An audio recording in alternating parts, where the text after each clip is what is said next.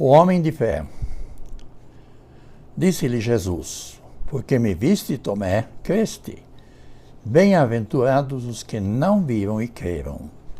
João 20, 29.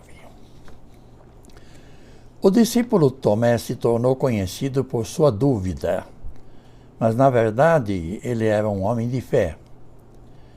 Ele teve mais momentos bons ao lado do Mestre do que o episódio em que duvidou. Ele continuou a seguir a Cristo, mesmo depois de duvidar por um momento. Tomé é citado em todas as listas de discípulos de Cristo, o que mostra a sua importância entre os 12. Mas podemos afirmar que Tomé se restaurou completamente mantendo sua fé. Fé para ter coragem. Quando Jesus disse que Lázaro havia morrido e algo sobrenatural iria acontecer, conforme está em João 11, 14 a 18, Tomé se dispôs a morrer para ser alvo do milagre. Isso demonstra que a sua fé corajosa, pronto para enfrentar as dificuldades. Tomé se colocou à disposição para enfrentar tudo com Jesus. A fé nos dá coragem. Fé para entender. João 14, 5. Disse-lhe Tomé: Senhor, nós não sabemos para onde vais e como podemos saber o caminho? A célebre palavra de Cristo dizendo: Eu sou o caminho, a verdade e a vida, foi a resposta a uma pergunta de Tomé. Assim ele entendeu a mensagem de Jesus. Os outros discípulos não tiveram a coragem de pedir ao Mestre uma explicação.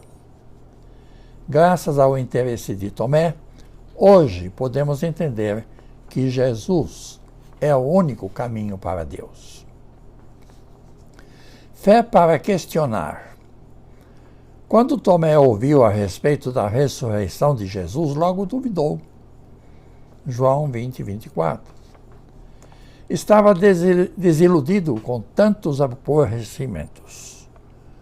Os outros discípulos também estavam confusos, mas não tiveram a coragem de questionar. Na verdade, Tomé acreditava em Jesus, mas ainda não conseguia entender o sentido da sua ressurreição. João 20, 27 a 29. Podemos perceber em Tomé um desejo de crer, mesmo não tendo a fé necessária para o momento. Deus quer que tenhamos uma fé crescente. Para as questões sobre os mistérios de Deus, só encontramos respostas que vêm da fé. Fé para esperar. João 21, 2. Após o encontro com Jesus ressuscitado, Tomé continua junto com os discípulos.